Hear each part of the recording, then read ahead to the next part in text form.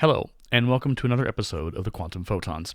My name is Aaron, and this is just a reminder that the episode is also available on YouTube as a video podcast, youtube.com/adelayedteacher. Again, youtube.com/adelayedteacher. And it's especially important in this episode because there are websites and news articles that we're going to be reviewing, images we're going to be looking at, things of that sort that are a little more helpful in the video portion of the podcast. If you're fine to listen to this episode without the video portion, awesome. Continue to listen and enjoy as we talk about aliens today here on the Quantum Photons. Thank you for listening to our podcast.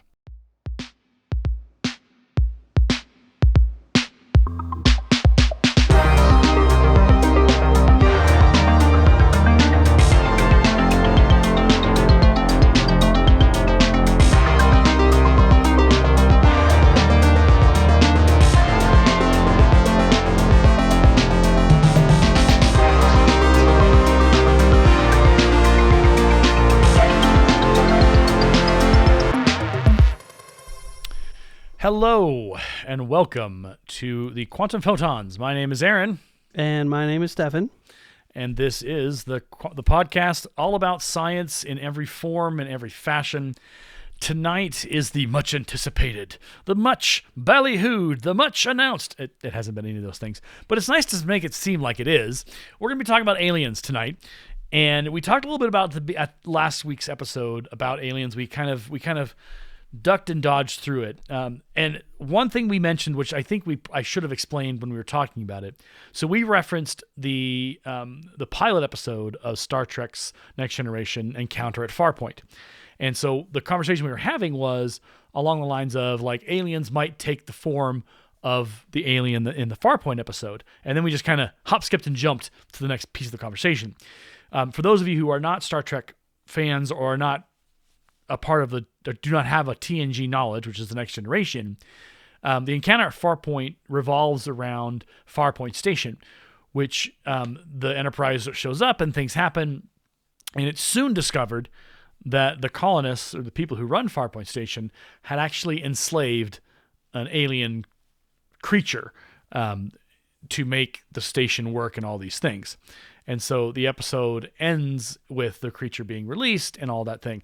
And so when I was saying last week that the aliens that we think of as actual aliens, it may be more of a Farpoint situation versus whatever. But we'll get into more of that as we go. But I wanted that context to be there. And it's just a gentle reminder to me that you out there in the world may not have that context that will help you kind of grasp what we're talking about. So yeah, welcome to Quantum Photons. Aliens is our topic today. Stefan, what is your base statement on aliens? Yes or no or maybe? It's a big question, isn't it? Well, yeah, because it's kind of hard to do I believe there's such a thing as other beings in the universe? Yes. Can I say what they are? No. Right. That would be my answer to the question. Okay. I will ask the same question of myself, which the answer is so my wife had an interesting reaction to our conversation from last week, and she was kind of surprised that I was suggesting that there are aliens and that they may exist and things of that sort. I think, to quote the Jurassic Park kind of line from Dr. Ian Malcolm, life finds a way.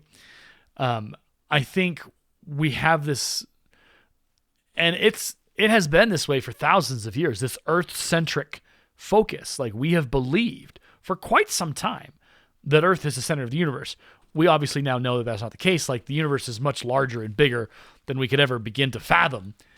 But the context of that remains, we are alone as far as we have been able to tell in 2024. And we're going to go through a couple of pieces of evidence that suggests that we may not be alone. But there was an article a couple months ago where it was basically like, we're alone. We're not alone, but we're going to be alone for a long, long time. Because as hard as it is for us to get out of the galaxy And to get beyond and move fast and do the transporting, it's just as hard for anybody else in the universe who's doing whatever they're doing. So that's kind of the base conversation of, do aliens exist? Yes or no? And the answer is life finds a way. And there's evidence. There's considerable conversations out there about it. But it's a science. It's enough of a question that science fiction has been playing with the idea for a long time. The Day the Earth Stood Still, all of those movies and radio programs, Flash Gordon. It has the idea of aliens and the discovery of them outside of our world has been the focus of science fiction for a long time. I mean, again, you really want to dig into it, you can go back to Frankenstein. Frankenstein, the monster, was an alien. He was a creation of something inhuman, and he was not welcome in our world. He was not something that fit in with our world. Now, whether or not he should have been accepted, that's a whole conversation we can have on a literature podcast. But we have been grappling with the idea of the other, or the alien species, or the inhuman creation out there that is just within reach of us. So, I mean, you go to Journey to the Center of the Earth, where dinosaurs existed. Like, so much of science fiction has grappled with what is beyond the stars, or what is beneath us, and all that stuff. And so it's been very fascinating. One of the more famous ones, obviously, is Star Trek, which both myself and Stefan adore and love and enjoy, and are a part of a fan club centered around Star Trek, which we have had a lot of fun with and engaging with. So science fiction recently in the series has explored that. I'm going to start with Babylon 5, which I have never watched the whole series, but I've come close. I have a deep and abiding love for Babylon 5. Stefan has never experienced it, which is no shame. Like, you're young, he's younger than I am, and it wasn't a cultural touchstone for you. It was for me. It was a part of my life. It was a part of the world and the media that I consumed as a younger Aaron. So Babylon 5, if you don't have a chance, if you haven't had a chance, you definitely need to pick it up. You definitely need to watch it. You definitely need to immerse yourself in that world, because it is absolutely fascinating. Anyway, so there's aliens. I'm going to put up on my screen. So if you're listening at home on the home program, you're probably going to be missing out on this, which is fine. I just got to find the right one. So the alien species, this is from GameRant, GameRant.com. It's the Babylon 5 10 best alien species. So Babylon 5 had a lot of really cool alien species, and it was a lot of fun. And you're going to see the pictures on the screen. You're also going to see a heck of a lot of ads. That's just how it is. But the first is the Drak. And they came in the 5th series. And you'll look at them, and they very much resemble the Voth from Star Trek, if you're familiar with the Voth. They also have a little bit of like a approximation to Cardassians.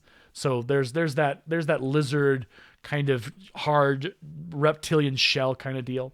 So the other thing about alien design in a lot of science fiction has always been, well, you've got 2 arms, 2 legs, 1 head, 5 fingers, or however many fingers. Like, it's a humanoid kind of identity.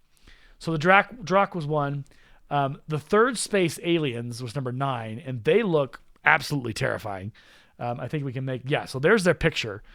They are very not human, and definitely more of what you would think aliens might look like in our world. Very CG, of course. So they were in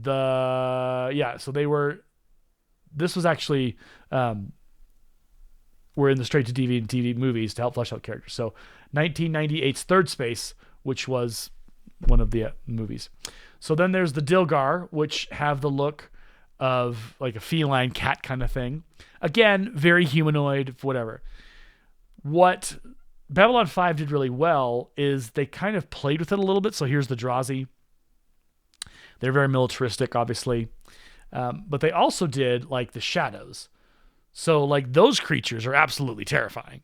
That, I think, is more of what I think.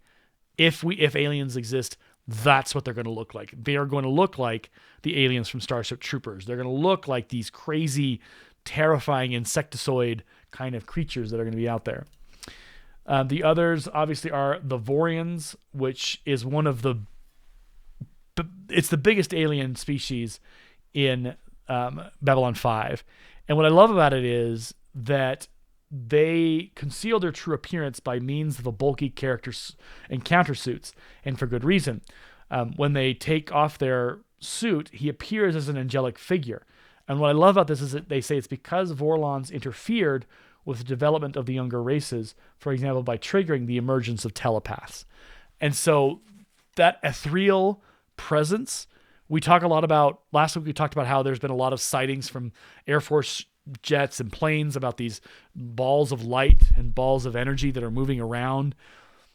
That fits more with what I think is possible with the alien pieces to it. And then there's, of course, the Centauri, which, again, they were a part of the series from start to finish. The decadent aliens, they traded in their FTL technology in return for art from Earth. And so they were also not good, but very unique in their appearance, but still very humanoid. So with that, I think there's also the Minbari, which, again, very humanoid, just with different kind of hard shell exteriors on their head. And then the Narn, which was another humanoid, almost Cardassian-looking kind of creature, very reptilian. But that's Babylon 5. So Babylon 5, in some ways, stretched the limits. But you have to remember, Babylon 5 wasn't around for a long time. It was early 90s, late 90s, early 90s. So there wasn't a lot of, hey, let's be revolutionary. It was very much, let's tell a great story. And go from there. Now, on the other side of the alien world is the gaming aliens, and I will bring up the Mass Effect one because that is what Stefan wanted to talk about. So let me share that with you real quick. Mass Effect. Doop. Oop. Okay. So, Stefan, walk us through the Mass Effect alien races, starting with the Solarians. So first off, to premise this, just as an awareness, this is one of my favorite video games of all time. The Mass Effect series, the first three Mass Effect games, and that's where we'll leave that. There's issues, but we don't talk about Andromeda. Yeah, and we don't talk about the ending of Mass Effect 3. But anyhow, moving on. That is also true, because I will start to lose it and spin around like a spinning top. Anyhow, moving along. So I have feelings, Stefan. Let me feel my feelings. Most of the races in Mass Effect are not human. They are exactly their own unique thing. The Solarians are a amphibious humanoidish race. They're known for their very intelligent nature. They're very smart, and they let's just say they know what they're doing when they're trying to take care of things. They talk very fast. They're more of a scientific race, correct? A science race, okay. Yeah.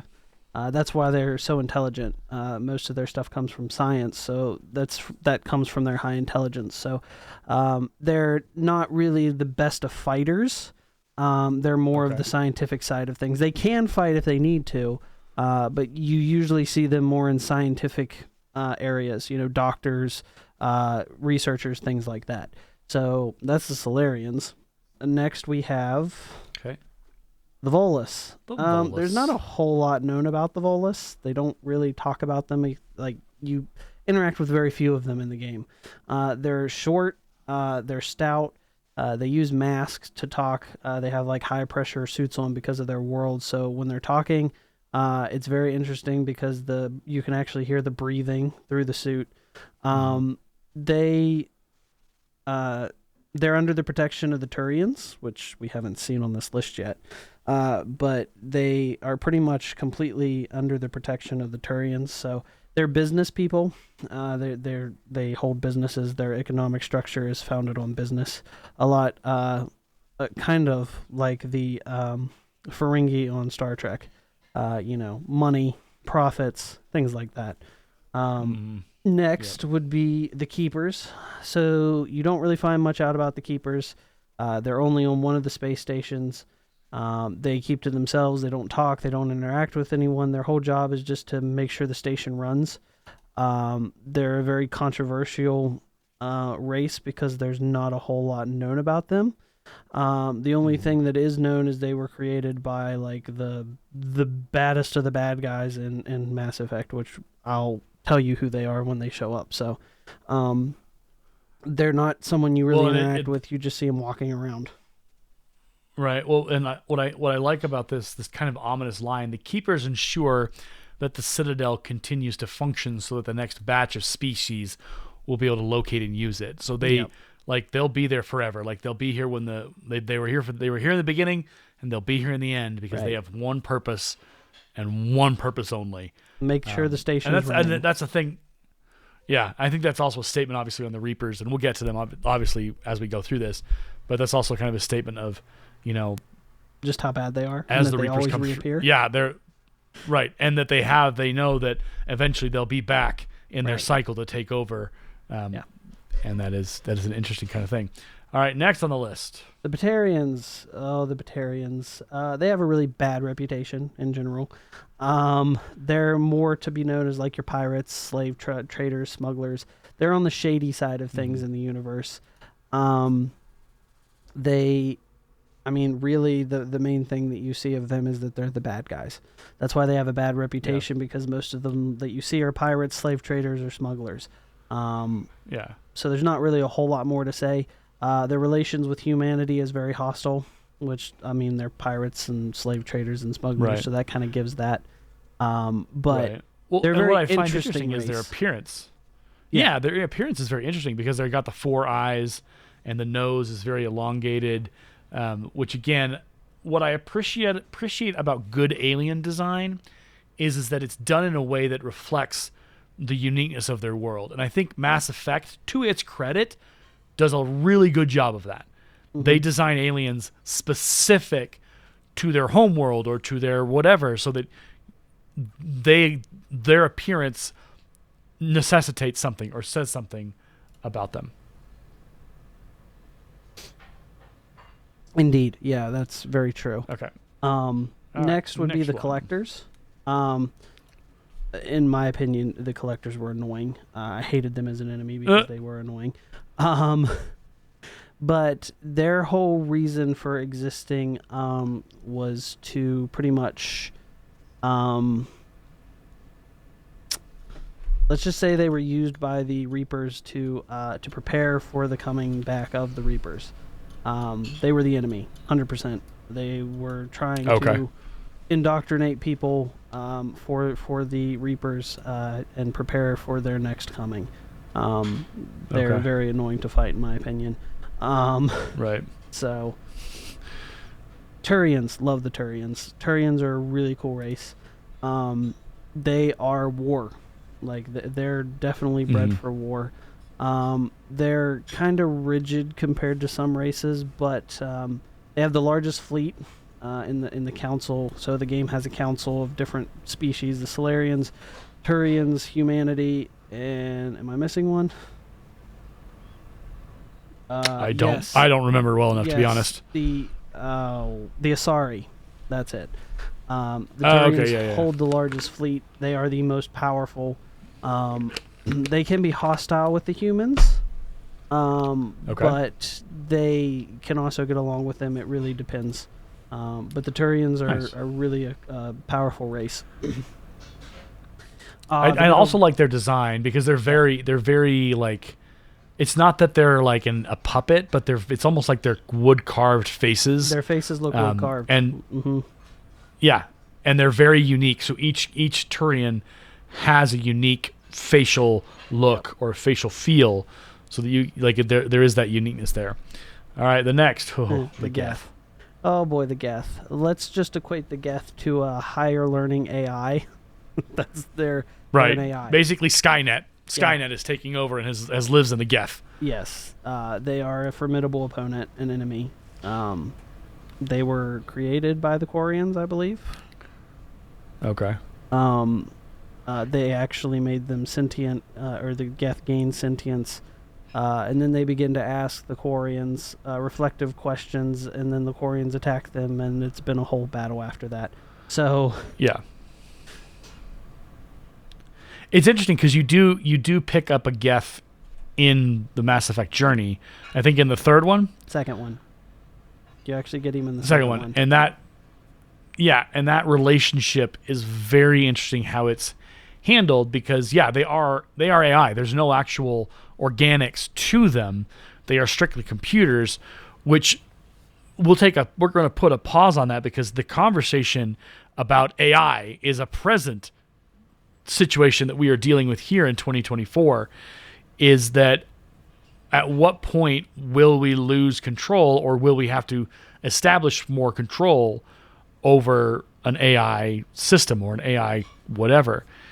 And I think the Geth are a science fiction example of when things went too far, because the Geth became very powerful and became an absolute force for good and a lot of bad. So that's an interesting kind of dynamic. They can be very good in the last game, depending on the choices that the character makes, that you as the player makes. The Geth can actually turn out to be good. So that's a thing. Don't want to go too far on that. That's spoilers. So, Krogan. The Krogan. They are powerful. They are big brutes, really is what they are. They, however, have been kind of in a bad place since the Solarians, which you saw up top there, created a disease that keeps them from being able to breed and make more. So that's a whole story within the game that you can change for the good or not change for the good. It really depends on what you want to do. But the Krogan are very powerful. You actually have one of those as one of them on your ship as well.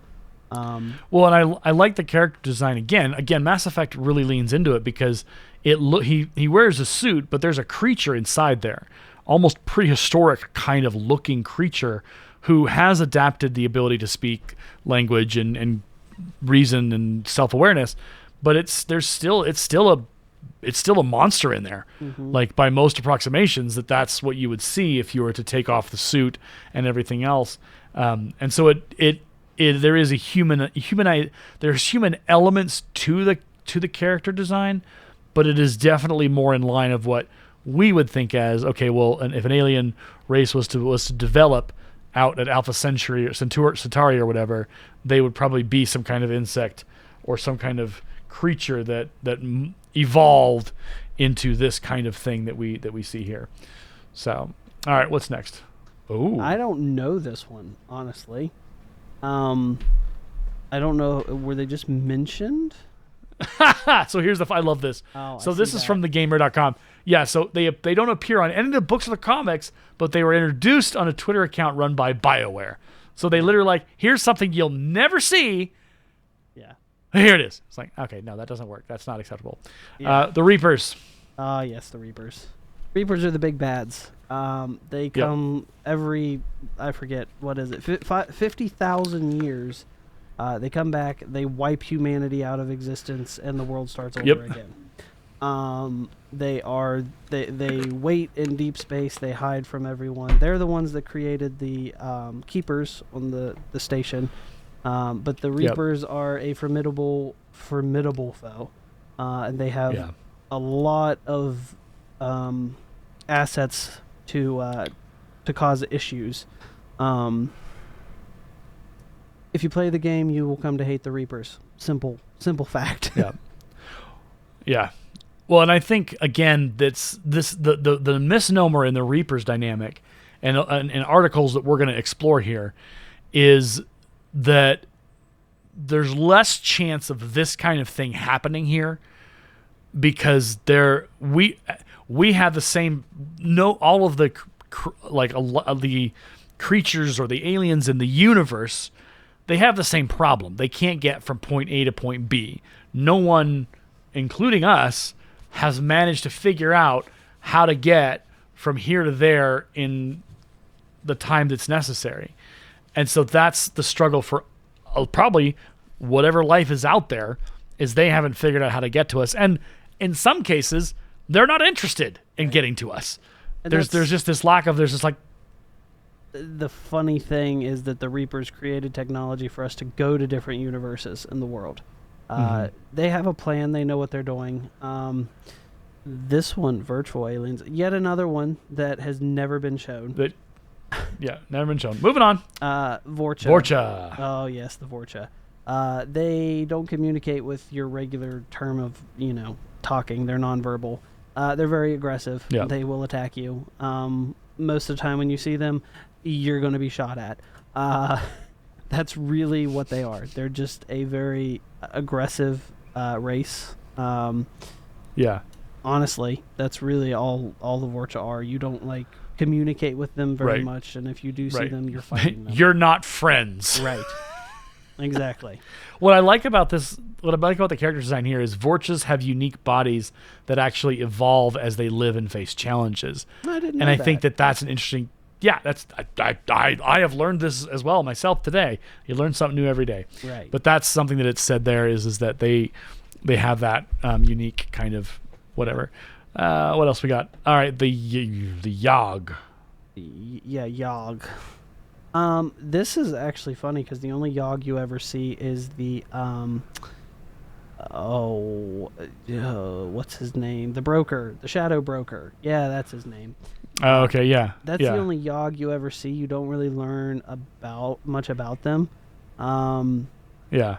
They're the one that you do meet was very shrewd. He was very smart. He knew what he was doing.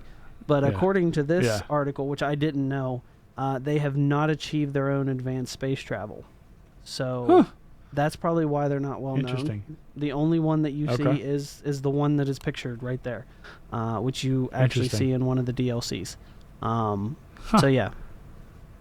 Okay. Oh, the Rachni. Oh boy, the Rachni. Creepy creatures. They can be good or they can be bad. Yep. They're sentient beings. They were thought to be extinct. Come to find out they weren't extinct. And you make a huge decision in the first game that plays a gigantic part in the third game in regards to the Rachni. I will not say anything more than that for the people who haven't played the game and you might play the game. But the Rachni are a very interesting creature, and you encounter them in the first game, and they were one of the enemies I hate to deal with in the first game. Absolutely abhor them. I just don't like those missions.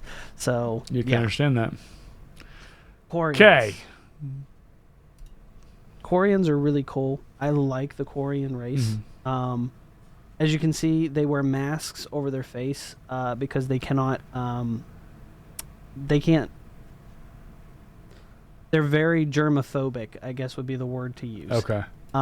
If air or something that's not clean, because those suits are clean suits, if it comes in contact with them, it'll make them sick. It can kill them. The one in the very right-hand corner back in the black, that is Tally. She's one of your crewmates on your ship. Tally's a really cool character. One of my favorite characters in the game. The Quarians are really cool characters. They're the ones who gave sentience to the Geth. So they have a bit of a fight with the Geth. But the Quarians are a really cool race. I really enjoy the aspect of them and the story elements of the Quarians. So yeah. Well, and it's very their masks and their suits are very connected to the story, the War of the Worlds. And the War of the Worlds story is that aliens come to Earth and they're invading and they're destroying, but what gets the aliens is the bacteria and the germs of our world, and that is what stops the aliens from being able to do. They all start to die and start to fall apart because they couldn't survive. So I think it's kind of interesting how that dynamic is. The reality of it is that if aliens are going to come visit us, there's going to be a point to it. Right. And I will say this: the Quarians, they don't really seek out people. They kind of stay to themselves. They stay away from people. Yeah. But yeah. So that's them. The Asari, the Asari are exclusively female. The only ones you see are female. They are the most respected race in the game. They have diplomatic abilities like no other. They have biotic abilities that allow them to do special things. And they just have a general grace about them. that makes them influential in regards to the world of Mass Effect. Yeah. There's not really much more to say about the Asari. They're really smart. Yeah. So, definitely. The Protheans are an extinct race, which you only get to learn this if you play a DLC in one of the games. The Protheans were a really cool race. You actually can get one of them as a companion through that DLC and learn a little more about them. They lived the cycle that precedes you playing the game. They were all wiped out from that cycle of the Reapers coming. They kind of remind me of, I don't know, like their heads remind me of kind of like a spider or something, with the multiple eyes type situation. Mm-hmm. But the Protheans had technology. That technology has been researched. It's actually researched in the game for specific reasons and things. But they were really cool. However, we don't know where they came from or anything like that. It's been lost because they all disappeared. So there's not a whole lot known about them, but you do hear about them throughout the game because they are a prominent background story to the whole story. Interesting. Okay, and next is the Drell. The Drell and Hanar. So you only see one Drell, and he is one of your shipmates. Again, DLC game. Yep. But he's a really cool character. There's not a whole lot known about them, except that their planet is water, so they're an amphibious creature. There's, like I said, there's just not a whole lot known about them. They're a cool character. The Hanar is, they're like jellyfish, really. Mm-hmm. They talk telepathically, kind of like they're jellyfish. I don't really know what else to say about them. They don't play a huge part in the game. Well, and I think this is more of what I think of when I think of what aliens will be for us. Yeah. They will be less of this and more of this. Yeah. Because that's just the reality of biology and how things develop outside of art. And then there's the Elcor. The Elcor. Again, not a very prominent character. They're kind of one of these slow background characters that you see. They are very very good when it comes to technological standards. They have a huge respect for their tradition, so there's certain things in the game you'll see that they do. But they get their economics from their military endeavors, so they're very militaristic.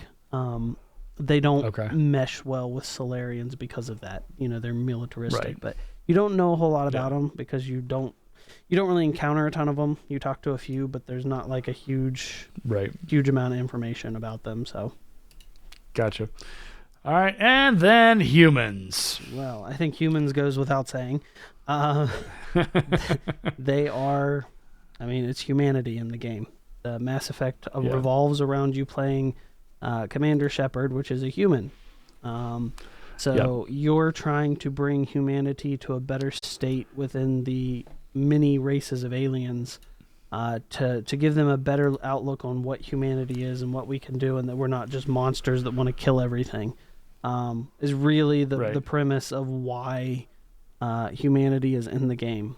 But it's a really cool game. Highly recommend. Mass Effect is one of my favorite games.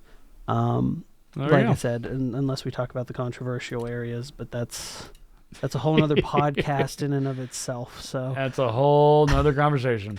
So all right, so we're going to shift away from science fiction for a second, because again, so I think it's important to note that there is no definitive answer on aliens. There is not a definite yes or no here. What we're exploring is, what is our perception? What is the possible reality?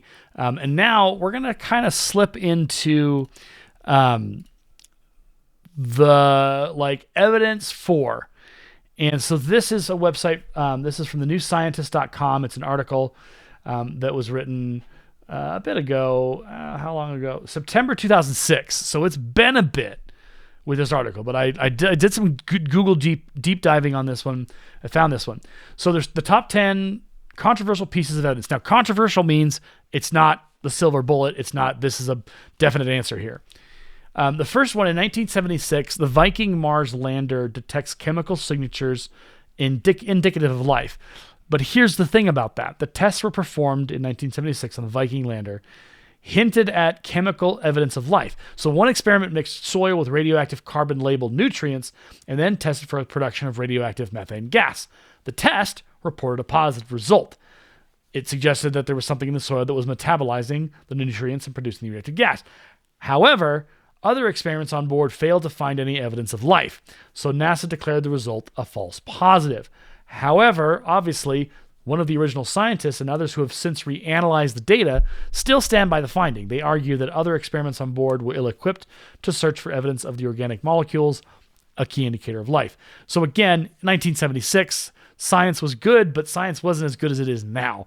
And so a lot of what we're trying to do is we're trying to get to Mars with the rovers and more to find out what is really there and what has really been there. There is I think it's, and Stefan, you'll have to correct me if I'm wrong, but I think SpaceX has a plan for a Mars mission along with ULA. I can't remember which one does. A mission. You don't. SpaceX is going to colonize Mars. That's their goal. Okay, that's what I'm referring to. Yeah, okay. Yeah, no, ULA has no part of that. ULA doesn't actually have any plans to get to Mars currently, so just SpaceX. And NASA eventually does plan, which is why they've sent rovers, and currently the Perseverance rover is on Mars, so yeah. Yeah. Okay, so so some of this is new to me. Like, I didn't know some of this. So in 1977, the unexplained extraterrestrial WOW signal is detected by an Ohio State University radio telescope. They detected an unusual pulse of radiation from somewhere near the constellation Sagittarius. The 37-second long signal was so startling that an astronaut monitoring the data scrawled "WOW" on the telescope's printout. The signal was within the band of radio frequencies where transmissions are internally banned on Earth. Furthermore, natural sources of radiation from space usually cover a wider range of frequencies. As the nearest star in that direction is 220 million light years away, either a massive astronomical event or intelligent aliens with a very powerful transmitter would have had to have created it. The signal remains unexplained. And so, Stefan, this is where I'm going to rely on you a little bit. If it's 220 million light years away, whenever it originated is in the past, so far in the past that there's no chance of us being able to identify the current status of wherever it came from, because again, travels the space, the time that signal took to get to us probably took a lot of time, many years, more than a couple. No, actually. Okay. It doesn't take as long as you think, because if you think about it, when you think about the sun and you think about the radiation that the sun comes through, well, the sun's how many millions of miles away? And that stuff can come within 30 minutes to a few hours. So even though we can't get there quickly, signals can actually come quicker than you think. However, I would have to try and calculate that time, but it wouldn't be years. It could be hours. Usually, like now, when NASA tries to relay information with the Voyager 2 probe, it can take them,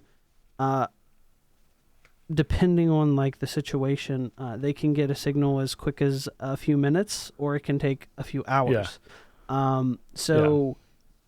It kind of varies, but there's no way that it would be like years before we would have seen that signal. It's just not how light years work for us, even though it would take us ages and ages to get there. Since space doesn't have gravity or doesn't have that, stuff travels way faster in space than we can travel in space. If that makes sense. Okay. So apparently in 1977, something happened. Something was sent to us, which is interesting that that we haven't heard anything much like that since. See, that's where it's interesting, because it says it could be aliens with a powerful transmitter, or it could have been a massive astronomical event, which either way would be a huge thing.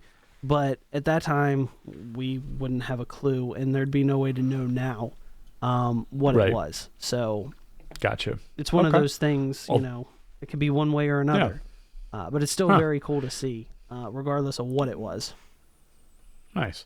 All right, so in 1996, Martian quote-unquote fossils are discovered in a meteorite ALH 84001 from Antarctica. So careful analysis revealed that the rock contained organic molecules with tiny specks of the mineral magnetite, sometimes found in Earth bacteria. Under the electron microscope, NASA researchers also claimed to have spotted signs of nanobacteria. But since then, most of the evidence has been challenged. Other experts have suggested that the particles of magnetite were not so similar to those found in bacteria after all, and the contaminants from Earth are the source of the organic molecules. A 2003 study also showed how crystals that resemble nanobacteria could be grown in a laboratory by chemical processes. So this is, I think, a lot of the struggle with, like, when we find things or things are discovered, we're so quick to be like, here it is, here's the truth about aliens, or here's the truth about life in a planet. We trip over ourselves so much that we don't do the actual work to say, okay, let's make sure we verify this, let's double check it, let's make sure we know what we're talking about before we throw this out into the world and say, ha, aliens. And then, 10 years later, people go, nope, wasn't aliens. But in those intervening years, everyone believes. And then it's like, oh, well, no, we were told the wrong thing. So number 4, 2001, more rigorous calculations connected to the 1960s Drake equation suggest that our galaxy may contain hundreds of thousands of life-bearing planets. So I guess U.S. astronomer Frank Drake developed an equation to help estimate the number of planets and the number capable of communicating with us. So the Drake equation multiplies together, oh my gosh, all of this. So I'll highlight this on the screen because it's a lot of information here. So 7 factors. The formation of rate of stars like our sun, the fraction of Earth-like planets, and the fraction of those on which life develops. Many of these figures are open to wide debate, but Drake himself estimates the final number of communicating civilizations in the galaxy to be about 10,000. I don't know if I believe that entirely. But then in 2001, they went ahead and did it again, and using new data and theories, and came up with a figure of hundreds of thousands. For the first time, researchers estimated how many planets might lie in the habitable zone, and the results suggest that an inhabited Earth-like planet could be as little as a few hundred light years away. And there has been, through the telescopes, they've seen some possibilities of the Goldilocks planets that may exist. So, but there's no definite, like, it's happening, we know they're there. I think what it is the math is just being used to say, look, the possibilities are there, and we want to encourage searching for those planets and those possibilities versus not. This one was interesting to me. In 2001, the red tinge of Jupiter's moon, Europa, proposed to be due to frozen bits of bacteria, which also helps explain a mysterious infrared signal it gives off. This was news to me as well. So alien microbes might be behind Europa's red tinge. So they said in 2001, well, then maybe that infrared radiation in an odd manner, that suggests something like magnesium salts perhaps are binding it together, but no one's been able to come up with the right combination of compounds to make sense of the data. So this is one of the things where a mystery exists in our universe, and science, despite its best efforts, can explain it. And I think that is where we kind of enter into the Sherlock Holmes territory of, whatever you eliminate the improbable, whatever's left is possible. And so the idea here is that the infrared spectra of some earthly bacteria fits the data at least as well as magnesium salts. So plus some are red and brown in color, perhaps explaining the moon's ruddy complexion. Although bacteria might find it hard to survive in the 170 degrees negative Celsius surface temperatures, they might survive in the warmer liquid interior. So geological activity would then spew them out periodically to be flesh frozen on the surface. So there's the idea that, yeah, Jupiter might have our answer, or at least part of our answer. And that, I think, is more in line to what I would believe about alien existence, is that it's the bacteria, it's the microbes, it's those elements that exist in those planets versus an actual, like, alien creature that we can talk to. But it does, what that second paragraph is talking about is, we've seen that on Earth, and we've seen these particular combinations and variables having a similar reaction to what we see when we do it, when we point it at Jupiter. And so correlation here does possibly mean causation, or causation here may mean correlation, whichever way you flip that saying around. This might actually be proof that there is something that was either alive or is alive in the sense of bacteria and something like that. So that one fascinates me, because that's always been a conversation with, like, science fiction is, you go to a different planet and you bring back a bacteria and it kills everybody. Like, that's more in line of what I think as how we would be invaded by aliens. We wouldn't be invaded by actual physical aliens. We'd be invaded by alien bacteria, and that would be terrible. Or, I guess alien bacteria in a way is just an unknown bacteria to us. To people thinking that alien is this big thing. Anything that is not of this earth is alien. I mean, that's really what alien is. Bacteria exist all over the world, or the world, the planet, the galaxy. That would be a whole microbiology type conversation, but it's there. It exists. And as Aaron said, that would more be a way of bacteria getting here. That's why when astronauts go into space, they're sealed into a place. They go through a clean room. That shuttle is or that capsule, whatever it is vigorously checked out to make sure it is sealed away from any kind of possible dangers when it goes into space. It is probably one of the most important things. Like when a Dragon capsule docks with the International Space Station, it's hours before it actually opens and those astronauts get out, to make sure that everything is safe, not only for the people on the station, but the people that are in the capsule as well.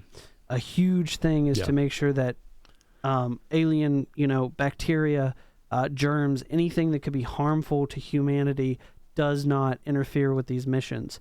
And it is probably one of the biggest safety things that any company that does space-related travel with humans on it, they make sure to cross their P's and Q's, so to speak, or to make sure that doesn't happen.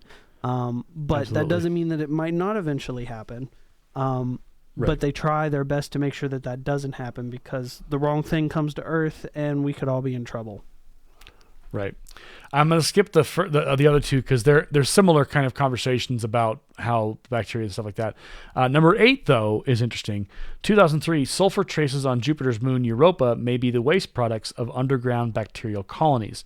So in 2003, Italian scientists hypothesized that sulfur traces on Europa, that's a sign of alien life. The compounds were first detected by the Galileo space probe, along with evidence for volcanically warmed oceans beneath the moon's icy crust. So the sulfur signatures look similar to the waste products of bacteria, which get locked into the surfaces of lakes in Antarctica on Earth.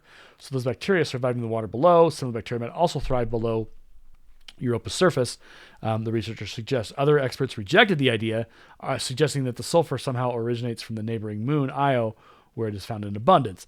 So there's not like we'd have to literally get out there with another probe and do some really deep dives into that. But that's, I think, again, this is from the newscientist.com, this very scientific, very clinical view of this. That, I think, is more of the aliens that we'll deal with. But we go back to Mars with number 9. In 2004, methane in the Martian atmosphere hints at microbial metabolism. In 2004, 3 groups using telescopes on Earth and the European Space Agency's Mars Express orbiting space probe independently turned up evidence of methane in the atmosphere. Nearly all methane in our own atmosphere is produced by bacteria and other life. So it could also be produced by volcanism. So the thawing of frozen underground deposits are delivered by comet impacts. Like, that's legit. But what it says is the source has to be recent, so the gas is rapidly as the gas is rapidly destroyed on Mars, or escapes into space. So in 2005, a scientist controversially announced, of course, that he had also found evidence of formaldehyde produced by oxidation of methane. This has proved it will strengthen the case of the microbes, which is a whopping 2.5 million tons of methane per year would be required to create the quantity of formaldehyde postulated to exist. I don't think that was actually proven, because obviously the article is not updated. They'll need to get equipment to Mars first, and they have. Like, this article was written a bit ago. So All right, number 10. This one is similar to the 1976 signal, but in 2004, a mysterious radio signal is received by the SETI project on 3 occasions from the same region of space. So in February 2003, astronomers with a search for extraterrestrial SETI project, which has since shut down, and is I don't think it's not operating as it used to, because it used to be we all had a program on our computers that would process the data and send it back. That program got shut down. I don't know if SETI is operating as much as it used to. Used a massive telescope in Puerto Rico to re-examine 200 sections of the sky, which had all previously yielded unexplained radio signals. These signals had all disappeared except for one, which had become stronger. The signal, widely known to be the best candidate yet for an alien contact, comes from a spot between the constellations Pisces and Aries, where there are no obvious stars or planets. Curiously, the signal is at one of the frequencies that hydrogen, the most common element, absorbs and emits energy. Some astronomers believe that this is a very likely frequency at which aliens wishing to be noticed would transmit.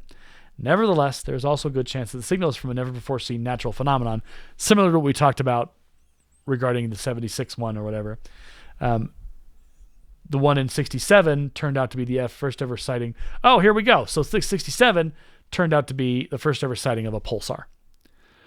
So there you go. A lot of this is we hope and believe that we're going to get an alien confirmation. Also, but the unfortunate bit is, go ahead. I looked up SETI. They are still very active, actually. Okay. So the home operation where we all had programs on our computers, that did shut down. I knew that. Yeah. That was fun though. Like that was a cool part of like my little early life in whatever, is that you could be like, yeah, my computer's searching for alien life connected to the internet for SETI. I'm working for SETI, man. I'm going into the final frontier. And I don't think any of those programs ever found anything significant, which is why it got shut down for the most part anyway. Okay. Do you want to talk about the NASA standards of evidence in the search for UFOs? I can. Oh. Let me pull it up here. And we can kind of both talk about it a little bit, but I think NASA has been under extreme pressure along with the government and the administration, not just this administration, but previous administrations, to really come clean about the UFO situation. Because it's 2024. We've had enough secrecy. Like, just be honest with us. Tell us the truth. Tell us what's going on. But yeah, NASA has decided that, okay, we're going to bring standards. This is from 2022. So this is from rochester.edu. The University of Rochester News Center. Peter Iglinski, who was or is, maybe still is, the communications officer and media relations specialist at University of Rochester. They announced they were convening a commission to investigate UAPs. What do you think about is this a dog and pony show, or is this actually NASA trying to get a handle on things? See, that's the thing. So NASA is a government agency. The government, as you said, has been getting a lot of flack in regards to UFOs, UAPs. And I think part of that is, so NASA, as most people should know, their main goal is science, the exploration, the scientific outlook of space. They're not like commercial launch programs that have a specific goal. NASA's main goal is science targeted. If you look at most NASA missions, there is some kind of science objective for every single one of them. In fact, it is a prerequisite that any mission that you have with NASA has some kind of scientific mission or furtherance to what we know of that science. It has to be. And I think it's come to the point where people are like, look, you're the scientists. You're the people that are supposed to be knowing these things. Why have you not talked about it? Why have you told us nothing about it? Why is this such an in-the-dark type of conversation? And I think, as the article says, it says that they announced that they're convening a commission to investigate UAPs. If it's handled well, the commission could do more than shed much-needed lights on UAPs.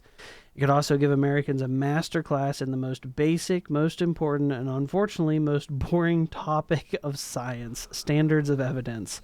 Standard of evidence, so boring. Do you want to know something hilarious? That link where it says announced. Mm-hmm. Guess where that goes? Guess what that link goes to? A 404. That's great. Oh boy. Not found. Doesn't exist. Doesn't exist. But we'll go back to the Rochester article. It is hilarious. It's like, yeah, it's not there. So I'm sure it probably got. But this is like back in what, 2022. So not like 2 years ago. Right. And that announcement is gone. Well, let me look at something here. Okay. Well, he looks. So there is a lot of concern about NASA because NASA, you're asking people who have held a lot of secrets for a long time to actually finally share them, and there's always that concern of like, are we getting the truth from this government organization, or is there some concern that there's some bobbing and weaving happening when it comes to telling us the full truth and nothing but the truth, so help you God? Like, that's a lot of people's concern, because for some folks, their experiences with other government agencies and other government events, trust isn't high on the list. So there is that element. All right, we've got another link that we're gonna look at. Yes. So get over to it. I did a pop-up and I was like, all right, NASA, in regards to evidence of UAPs or UFOs. Yeah. This article is... Whoa, hey, it's the Washington Post, and I can't actually view it because I'm not a subscriber. That's funny because I can view it and I'm not a subscriber either. Well, you're just beloved, apparently. No, all right, well, that's not it. Okay, so what does the article say? Because I can't. The article title says no evidence that UFOs have extraterrestrial origins. NASA finds. So it's... Oh, well, I'm convinced. The very top of the article says a panel of scientific experts commissioned by NASA to study unidentified anomalous phenomena, more widely known as UFOs, said Thursday that it found no evidence that any of the reported objects were extraterrestrial in origin. Yeah. So it was a 16-member expert panel. They actually wrote an entire report in regards to this. Oh, hey, look. It's a 404 on NASA's site, too. Look at that. I love it. That's I love great. it so much. I love it. However, the administrator of NASA, Bill Nelson, said the top takeaway of the study is that there's a lot more to learn. So NASA is pretty much saying what they know now, no, it's not extraterrestrial, but we don't know everything. We don't know. Right. It says that the panel... Well, and the question then becomes, what is it? Well, it says the panel... It's not extraterrestrial. It says the panel's report, while it was short on findings, it represents NASA's first steps into serious UAP research amid a new era of openness by the U.S. government, particularly the military and intelligence community, which is very true. Yeah. Over the past few years, the intelligence community and the military have really been pushing to release information that people don't know about. I just think that the U.S. people have finally been like, all right, we want to know something. You know something, so tell us something, or show us, show us something, pretty much. So, I think it's going to be a while before NASA gets to that point.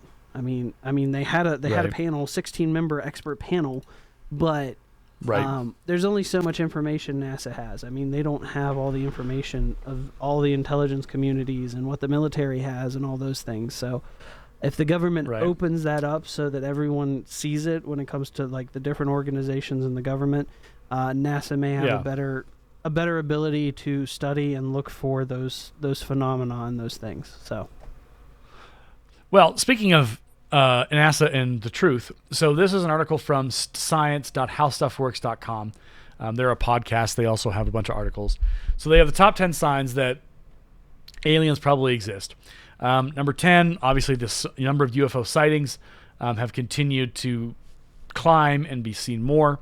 Apparently, there's ancient evidence. Number 9, there's a painting, the Madonna with Saint Giovanni, which was painted in the 15th century, and shows a disc-shaped object in the sky behind Mary's shoulder. There's also a man and dog staring at the object in disbelief. There are ancient cave paintings and old manuscripts suggest that alien life and visits from UFOs. This doesn't offer much scientific evidence, but is intriguing to suggest that objects in the sky have been visiting Earth since the dawn of civilization. Now, number 8 is the traditional one that everyone kind of talks about.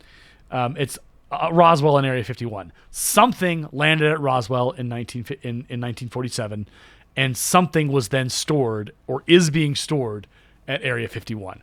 Area 51 exists. If it initially the government said, "Oh no, the base doesn't exist," but later it was like, "Okay, yes, it does, but it's for Air Force stuff. It's for Air Force business. It's not for your business." And so people have just been like, number 1 is heavily restricted. Number 2 is heavily guarded. And number 3, something is there. Something that you are protecting or keeping that you can't move, that you can't cut up into pieces, that has to stay there. So that's a lot. This one was news to me. Number 7 is the Apollo 11 UFO sighting. Apollo 11 is, of course, most famous for putting men on the moon for the very first time. But this mission also seems to strengthen the case for extraterrestrial life. 3 days into the mission, the astronauts sent a message back to Mission Control asking if they knew where the detached part of the rocket was. The reason for this is they saw an object that appeared to be riding alongside the rocket, but the detached part was 6,000 miles away. According to alleged leaked documents, Aldrin and Armstrong saw 2 enormous spacecrafts whilst on the moon, and a 2-minute period of radio silence leads many to believe that NASA deliberately blocked this from the public.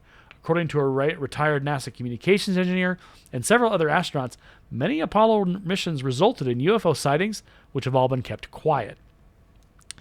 That is interesting to me, and I think that's where people start to question, hey, do we know the whole truth, nothing but the truth about some of this stuff? Some of it can careen into conspiracy theory territory, so I want to be very gentle in how I approach this. I'm not trying to say, the government's hiding everything, get the tinfoil hats. I'm not going there. Well, I think the most interesting thing about Area 51, the CIA declassified documents in 2013 about the development of the U-2 and the A-12. Those are aircraft that were produced at Area 51. So, like, I can't say what's going on in Area 51. You know, I don't know any of that. Yeah. But it's very interesting because I don't know if you know this, but there is a specific flight in Las Vegas. There is a plane that literally takes officials to Area 51. That's the only thing that plane does. It is a specific flight from Las Vegas that goes straight to Area 51. So interesting. Whatever is on that base, whether it be alien, which I don't know, or whether it be just top secret government projects, we don't know.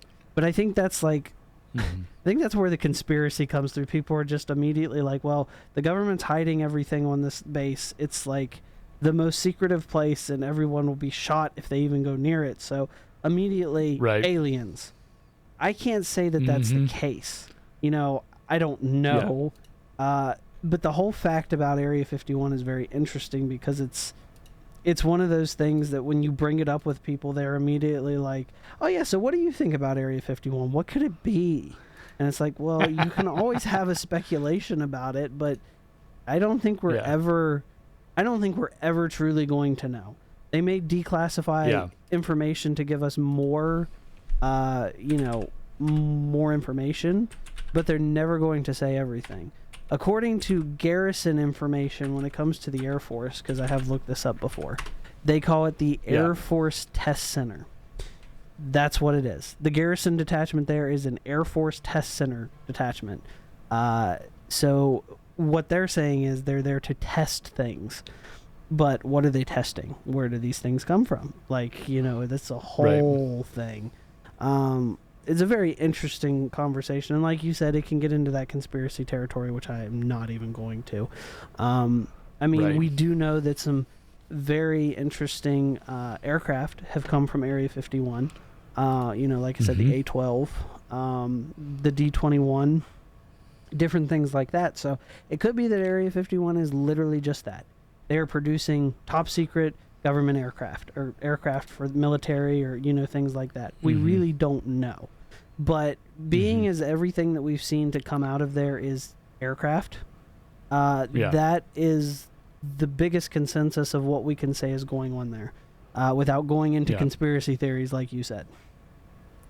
Yeah, I agree. I think you have to, because the thing about conspiracy theories, to take a slight rabbit trail off and then back on the road, is once you believe one conspiracy theory, it's a progressive step further into the unknown. Yeah. It spirals. You start to believe things that normally you just question. Like, you'd be like, I can't. No, that's not.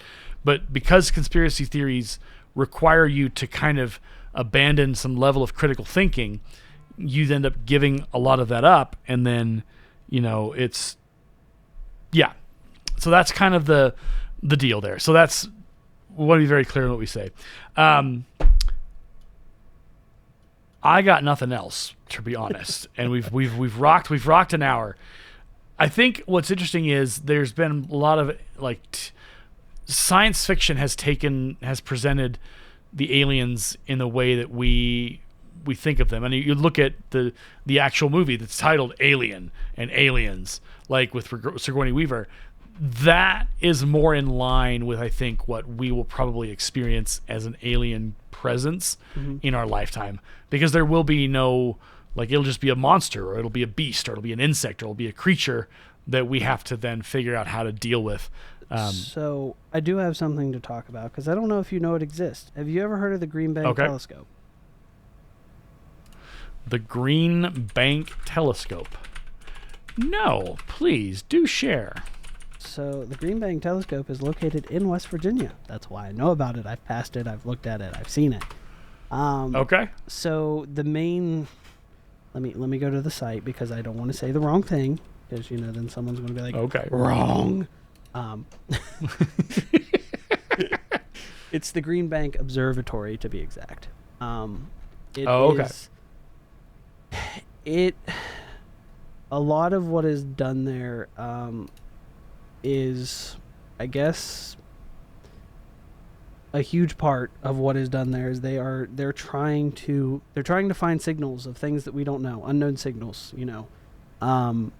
If you actually go to the community of Green Bank in West Virginia, they are so strict there that the people there cannot have electronics, because it will mess with the electronics of that telescope, or that dish. So I have a buddy who doesn't even live in Green Bank, but he's still within what they call their exclusion zone. He's been trying to get Starlink internet at his house in the middle of nowhere. His parents, which live literally right next to him, have it, but he can't have it because he's in that exclusion zone. And because there can't be electronics in that area, he can't get it, which apparently they're trying to work with Green Bank in regards to, getting that. But you can actually go there to that place. You can tour the center, and I think there is a tour where you can actually go see that dish, actually walk up to it and things like that. It's a very big scientific thing here in West Virginia. A lot of people doesn't even know that it exists.